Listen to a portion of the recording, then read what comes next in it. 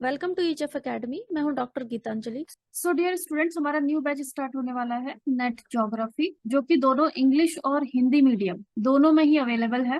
Course का link description box में दिया गया है, आप वहां से रजिस्टर कर सकते हैं। सबसे पहले हम देखते हैं सिलेबस क्या है ज्योग्राफी का। इसमें 10 यूनिट है टोटल। पहला है भू आकृति विज्ञान, दूसरा है जलवायु विज्ञान, समुद्र विज्ञान, पर्यावरण भूगोल, जनसंख्या और अधिवास भूगोल, आर्थिक गतिविधियां और क्षेत्रीय विकास के लिए ज्योग्राफी, सांस्कृतिक, सामाजिक और राजनीतिक ज्योग्राफी, भौगोलिक चिंतन, भौगोलिक तकनीक है, और भारत का भूगोल, ज्योग्राफी ऑफ इंडिया। तो बिफोर मूविंग अहेड मैं आपको बताना चाहूंगी नेट ज्योग्राफी कोर्स के क्या क्या फीचर्स हैं। तो सबसे पहले तो आपको पूरा कंप्लीट जो स्टडी मटेरियल है वो प्रोवाइड कर दिया जाएगा, जिससे कि आपको अलग अलग बुक्स खरीदने की जरूरत नहीं है। कंप्लीट स्टडी मटेरियल आपको एक साथ कंसोलिडेटेड फॉर्म में मिलेगा, तो it will be easy for you. जितने भी करंट अफेयर्स हैं वो कंप्लीटली कवर किए जाएंगे, क्योंकि करंट अफेयर्स से बहुत सारे क्वेश्चंस पूछे जाते हैं। एंड इनफैक्ट नेट पेपर 1 में भी एनवायरमेंटल साइंस के करंट अफेयर्स से क्वेश्चंस आते हैं, क्योंकि अभी क्या है कि ये बहुत इंपॉर्टेंट टॉपिक है, specially climate change, global warming. ये टॉपिक काफी इंपॉर्टेंट हो गए, तो नेट पेपर 1 में भी ये आपको हेल्प करेगा। क्लासेस आपकी एजेफ अकेडमी ऐप पे कंडक्ट करी जाएंगी। बाई वीकली टेस्ट होंगे, रिवीजन क्लासेस भी कंडक्ट होंगी, एंड प्रीवियस ईयर के जितने भी क्वेश्चन पेपर्स हैं वो सब सॉल्व होंगे, ताकि बिकॉज प्रीवियस ईयर के क्वेश्चन पेपर करने के बाद आपको आइडिया होगा कि किस तरीके के क्वेश्चंस पूछे जाते हैं। एंड देन उसके बाद होगा टेस्ट सीरीज। कोर्स का रजिस्ट्रेशन लिंक डिस्क्रिप्शन बॉक्स में दिया गया है। Today I will teach you जो फर्स्ट यूनिट है भू आकृति विज्ञान, उसका बहुत इंपॉर्टेंट टॉपिक है पृथ्वी के आंतरिक भाग की भौतिक स्थितियां। जो हमारा अर्थ है उसका इंटीरियर वो कैसे बना है, किस कंपोनेंट से वो बना है, क्या क्या उसमें इंपॉर्टेंट एलिमेंट्स हैं। तो पृथ्वी का आंतरिक भाग या फिर अर्थ का जो इंटीरियर है उसे हम पढ़ेंगे आज। इसमें हम टॉपिक कवर करेंगे पृथ्वी की आंतरिक संरचना, जिसमें आ जाता है भू प्रॉपर्टी जिसे हम कहते हैं crust, then mantle, then core, then भूकंपीय असंतोष दैट इज सीज्मिक डिस्कंटिन्यूटीज। जो पृथ्वी की पूरी आंतरिक संरचना है, ये हमारा जो अर्थ है वो कैसे बना है, वो हमें उसकी नॉलेज हमें कहाँ से मिलती है, उसकी जानकारी के सोर्सेस क्या हैं, और उसके साथ ही करंट अफेयर्स, न्यूज में जो भी ज्योग्राफी से रिलेटेड न्यूज है उसे भी हम कवर करेंगे। तो ये है हमारा अर्थ, और अर्थ में जैसे जैसे हम अंदर की तरफ जाते हैं तो इसमें बहुत सारे चेंजेस आते रहते हैं। तो सबसे ऊपर की जो लेयर है अर्थ की, उसे हम कहते हैं भूपर्पटी, या फिर इसे हम कहते हैं क्रस्ट। अब जो हमारे महाद्वीप हैं और जो महासागर हैं, वहां पे जो क्रस्ट पाया जाता है, ऊपर का जो लेयर है, उन दोनों में ही काफी ज्यादा असमानता होती है। लेकिन ऊपर का जो क्रस्ट है वो क्या है, वो है ठोस, वो सॉलिड है। फिर हम अर्थ इंटीरियर में नीचे जाते हैं तो यहाँ पे पाया जाता है एक एस्थेनोस्फेयर, और ये वाली जो परत है इसे हम कहते हैं एस्थेनोस्फेयर या फिर दुर्बलता मंडल। ये आंशिक रूप से पिघला हुआ है। इट मीन्स कि पूरी तरीके से ये ठोस भी नहीं है और पूरी तरीके से ये लिक्विड भी नहीं है। इसे हम कहते हैं एस्थेनोस्फेयर। इसके बाद दिस इज मेंटल, और ये क्या है, ये सॉलिड है। उसके बाद आता है अंदर कोर। जो कोर है, जो बाहरी कोर है, ये तो है लिक्विड, बिल्कुल पिघला हुआ, और जो अंदर का है ये क्या है, ठोस है, ये सॉलिड है। तो हम इसे पढ़ेंगे डिटेल में। सबसे पहले हम देखते हैं सबसे ऊपर की जो लेयर है, जिसे हम कहते हैं क्रस्ट या फिर भूपर्पटी। जो सबसे ऊपरी लेयर है ये बहुत छोटी लेयर है। ये पूरा जो हमारा अर्थ है उसका सिर्फ 0.5 से 1% एरिया को ही ये कवर करता है। जैसे जैसे हम नीचे जाते रहते हैं तो घनत्व बढ़ते रहता है। घनत्व इज डेंसिटी। सबसे ऊपर कितना है, 2.9 ग्राम पर क्यूबिक सेंटीमीटर इसका घनत्व है। फिर हम नीचे जाते हैं तो ये हो जाएगा 3.3 ग्राम पर क्यूबिक सेंटीमीटर, फिर 4.3 ग्राम पर क्यूबिक सेंटीमीटर। तो जैसे जैसे हम अर्थ के इंटीरियर में अंदर जाते रहते हैं तो घनत्व भी बढ़ता रहेगा, डेंसिटी विल इंक्रीज। अगर हम पूरी पृथ्वी का एवरेज डेंसिटी देखें तो वो कितना है, औसत घनत्व है 5.5 ग्राम पर क्यूबिक सेंटीमीटर। हमारा जो क्रस्ट है, जो सबसे ऊपर की जो लेयर है, इसकी जो थिकनेस है वो महाद्वीपीय एरियाज में 5 से 30 किलोमीटर तक है। जो अर्थ का क्रिस्ट है, जो अर्थ का क्रिस्ट है, सबसे ऊपर की जो लेयर है, जो लैंड वाली एरिया है, जो महाद्वीप है, वहां पे ज्यादा है, 50 से 70 किलोमीटर। और जो महासागर है वहां पे बहुत छोटी लेयर है, ये आप देख सकते हो, यहाँ पे बहुत छोटा है, लगभग 5 से 30 किलोमीटर। तो इसकी जो मोटाई है, जो थिकनेस है, वो वेरी करता है जो हमारे महासागर है और जो महाद्वीप है दोनों में। जहाँ पे माउंटेन्स हैं, जहाँ पे बड़े बड़े माउंटेन्स होंगे, वहां पे और ज्यादा थिकनेस हो जाती है क्रस्ट की। देखो 70 किलोमीटर तक भी हो सकती है। जैसे कि इंडिया में जो हिमालय का जो क्षेत्र है, वहां पे 70 से 100 किलोमीटर तक क्रस्ट की मोटाई हो सकती है। जबकि जो हमारे ओशंस हैं वहां पे कम है, वहां पे क्रस्ट की मोटाई काफी कम है, 7 से 10 किलोमीटर। इसके साथ ही जो टेम्परेचर है वो भी बढ़ते रहता है। जैसे जैसे हम अर्थ के इंटीरियर में अंदर जाते रहेंगे, टेम्परेचर बढ़ते रहेगा। ऊपर टेम्परेचर कितना है? नॉर्मल टेम्परेचर पूरा जो अर्थ है उसका अगर हम पूरा एवरेज टेम्परेचर अगर हम देखें तो वो है 15 डिग्री सेल्सियस। जैसे ही हम अर्थ में नीचे जाते हैं, लगभग 65 किलोमीटर नीचे टेम्परेचर हो जाता है 400 डिग्री सेल्सियस तक ये पहुंच जाता है। और नीचे जाएंगे मेंटल में, कोर में, तो टेम्परेचर बढ़ते रहेगा। जो एस्थेनोस्फेयर की जो लेयर है, यहाँ पर टेम्परेचर कितना है? 800 डिग्री सेल्सियस। मेंटल में कितना है? 4000 डिग्री सेल्सियस तक ये हो जाता है। जो नीचे कोर है, यहाँ पे 4000 से 5000 डिग्री सेल्सियस। और जो इनर कोर है, आंतरिक कोर, यहाँ पे 5500 डिग्री सेल्सियस तक टेम्परेचर हो जाता है। तो जैसे जैसे हम अर्थ में अंदर की तरफ जाते रहेंगे, टेम्परेचर यहाँ पे बढ़ता रहेगा। अब इसमें इंपॉर्टेंट फैक्ट ये है, जो क्रस्ट वाला जो एरिया है ऊपर का, उसमें टेम्परेचर के बढ़ने का रेट क्या है? 30 डिग्री सेल्सियस पर किलोमीटर। 1 किलोमीटर अगर हम नीचे जाते हैं तो 30 डिग्री सेल्सियस टेम्परेचर बढ़ जाएगा। फिर और हम 1 किलोमीटर नीचे जाएंगे तो और 30 डिग्री सेल्सियस बढ़ जाएगा, तो 60 हो जाएगा। तो ऐसे यहाँ पे बढ़ते रहेगा। और ये होगा कहाँ पे? जो पृथ्वी का जो ऊपर का जो है क्रस्ट जो है उसमें। तो ये क्वेश्चन भी पूछा गया है, प्रीवियस ईयर्स में ये क्वेश्चन पूछा भी गया है। नाउ जो क्रस्ट है, क्रस्ट का जो ऊपर की जो परत है वो बनी है अवसादी मटेरियल से। इट मीन्स की सेडिमेंट्री मटेरियल। जो ऊपर की जो लेयर है, जो निचली लेयर्स, वो बनी है आग्नेय रॉक्स। इट मीन्स की इग्नियस जो रॉक्स होते हैं। और जो कायांतरित चट्टाने इट मीन्स मेटामॉर्फिक जो रॉक्स होते हैं, उनसे बने हैं।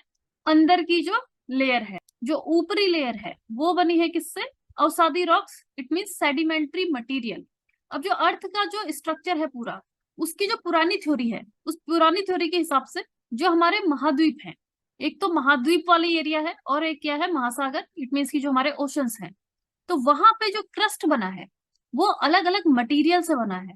जो महाद्वीप है वो होते हैं, उनका भार कम होता है, वो हल्के होते हैं, हल्के सिलिकेट से वो बनेंगे। ये बने होते हैं सियाल।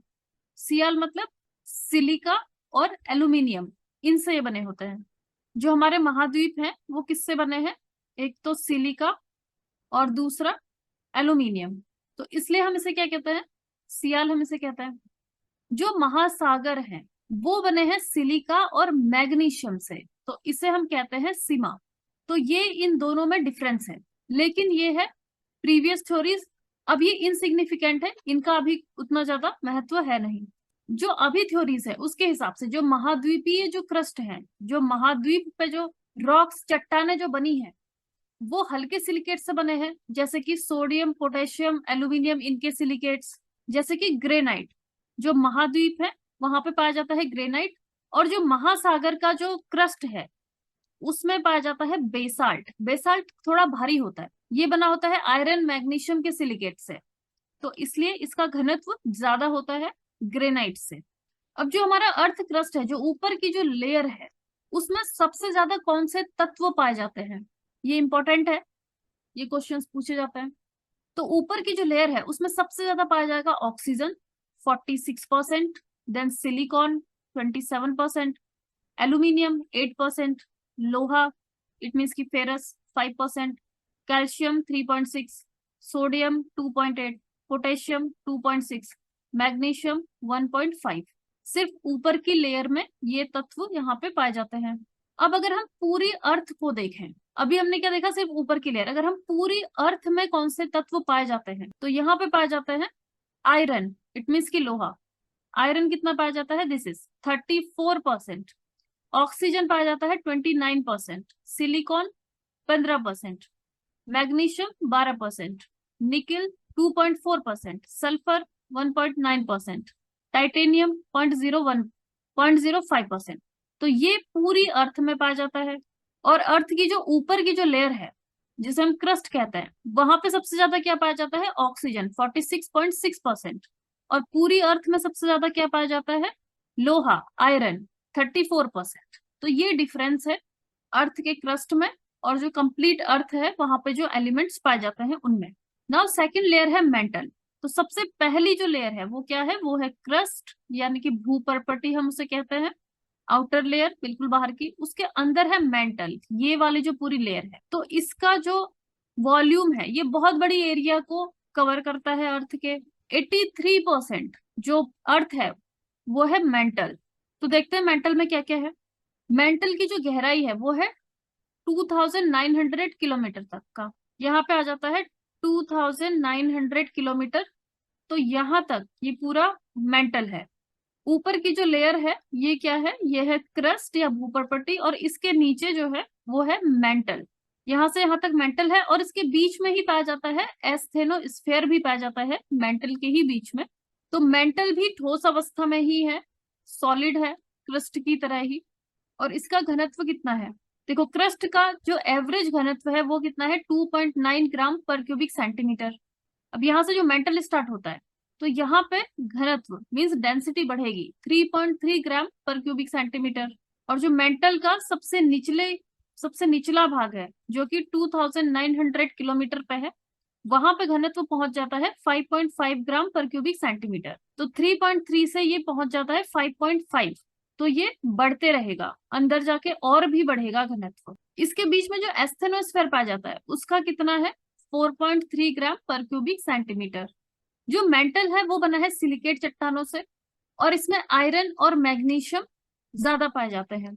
अब अगर हम टेम्परेचर देखें कि कैसे बढ़ रहा है मेंटल में, तो मेंटल की सबसे ऊपर की जो लेयर है वहां पे टेम्परेचर होगा 400 डिग्री सेल्सियस, 200 से 400 डिग्री सेल्सियस तक। और फिर जैसे जैसे हम नीचे जा रहे हैं 2900 किलोमीटर पे टेम्परेचर बढ़ जाता है कितना, 4000 डिग्री सेल्सियस तक ये बढ़ जाता है। तो इट मीन्स कि लगातार टेम्परेचर बढ़ते जा रहा है, और जो घनत्व है वो भी बढ़ते ही जा रहा है। अब बीच में पाया जाता है एस्थेनोस्फेयर, इसे हम दुर्बलता मंडल भी कहते हैं, क्योंकि जो मेंटल का ऊपरी हिस्सा है ये क्या है, ठोस है। मेंटल का जो निचला हिस्सा है ये भी ठोस है, लेकिन जो एस्थेनोस्फेयर है बीच में, ये ठोस नहीं है, ये सॉलिड नहीं है। तो इसलिए हम इसे कहते हैं एस्थेनोस्फेयर। एस्थेनो का मतलब होता है कमजोर, ये होता है विस्कस, कमजोर होता है, लचीला इट मीन्स की डक्टाइल। ये सेमी सॉलिड होता है, it is semi solid. It means कि ये ना पूरी तरीके से ठोस है और ना ही पूरी तरीके से लिक्विड है, ये क्या है, सेमी सॉलिड है। जो अर्थ में प्लेट टेक्टोनिक्स जो होती है, जो प्लेट्स हैं अर्थ की, वो मूव करती रहती हैं।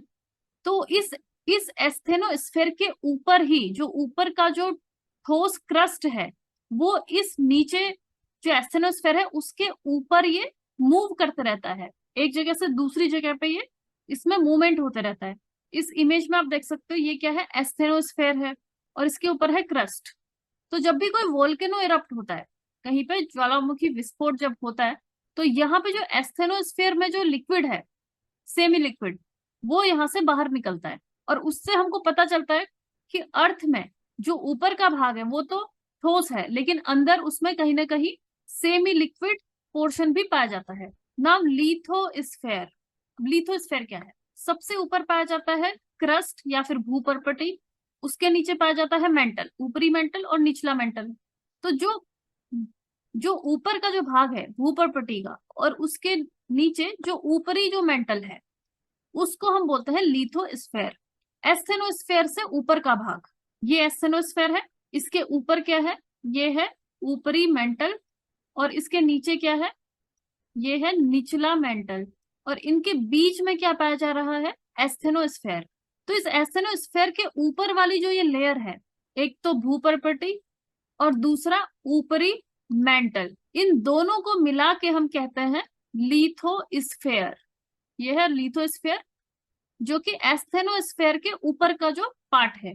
एस्थेनोस्फेयर के ऊपर का जो पार्ट है, देखो इस इमेज में आप देख सकते हो ये क्या है, एस्थेनोस्फेयर निचला भाग, जहां पे कि लिक्विड हमें मिल रहा है जो ठोस नहीं है।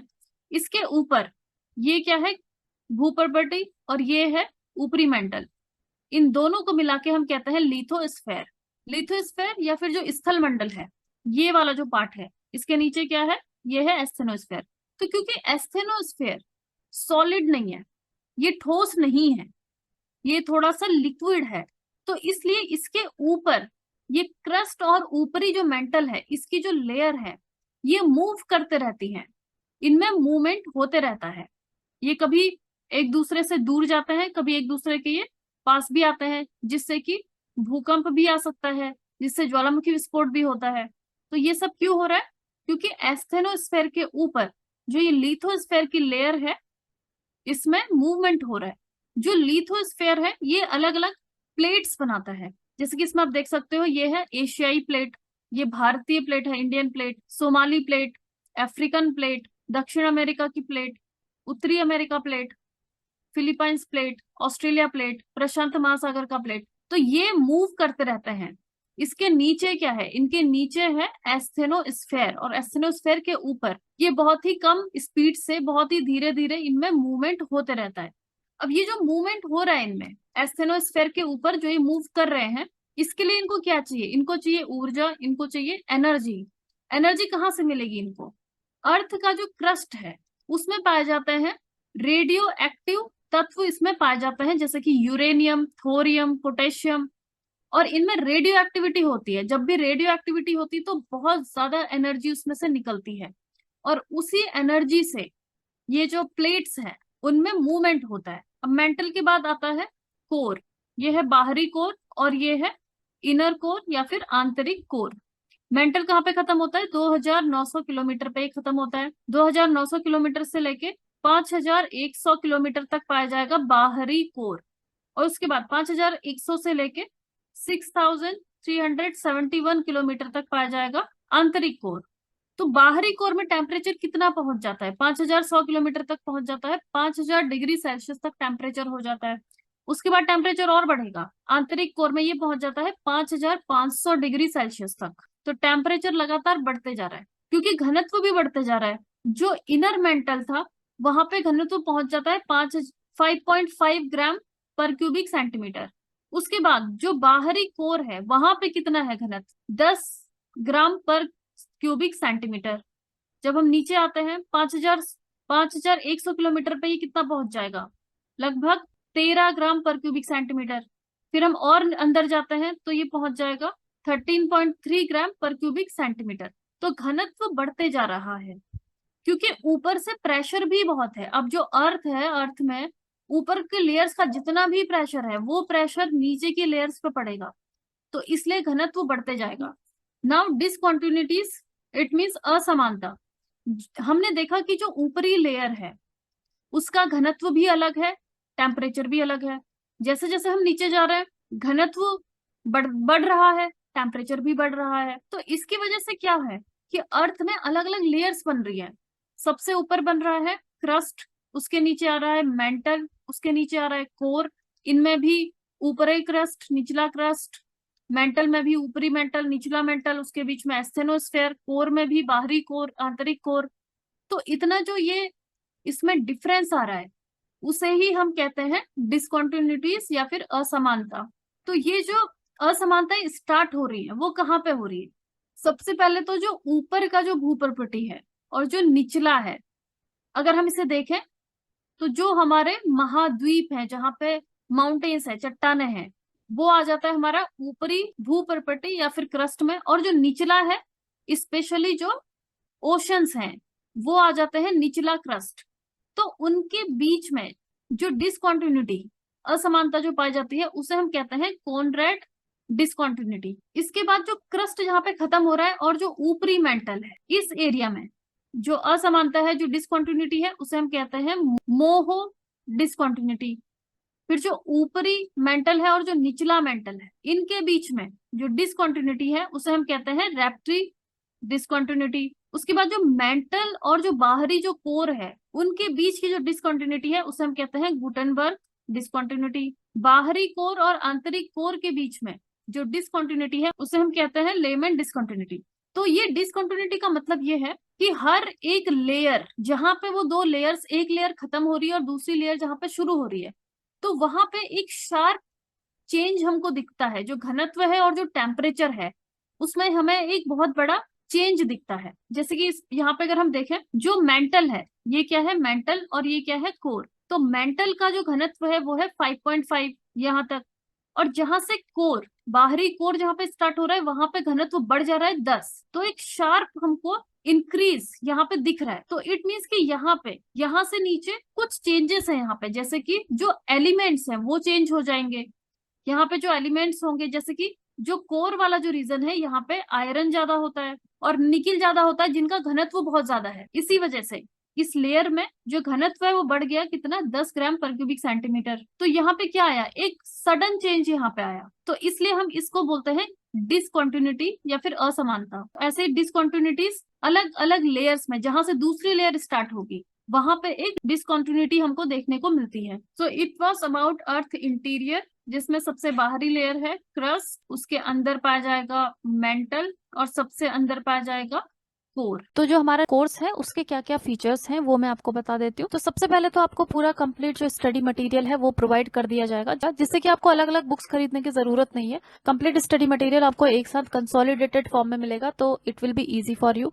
जितने भी करंट अफेयर्स हैं वो कम्प्लीटली कवर किए जाएंगे, क्योंकि करंट अफेयर्स से बहुत सारे क्वेश्चन पूछे जाते हैं। क्लासेस आपकी एजेफ अकेडमी ऐप पे कंडक्ट करी जाएंगी, बाई वीकली टेस्ट होंगे, रिवीजन क्लासेस भी कंडक्ट होंगी, एंड प्रीवियस ईयर के जितने भी क्वेश्चन पेपर्स हैं वो सब सॉल्व होंगे, ताकि बिकॉज प्रीवियस ईयर के क्वेश्चन पेपर करने के बाद आपको आइडिया होगा कि किस तरीके के क्वेश्चंस पूछे जाते हैं।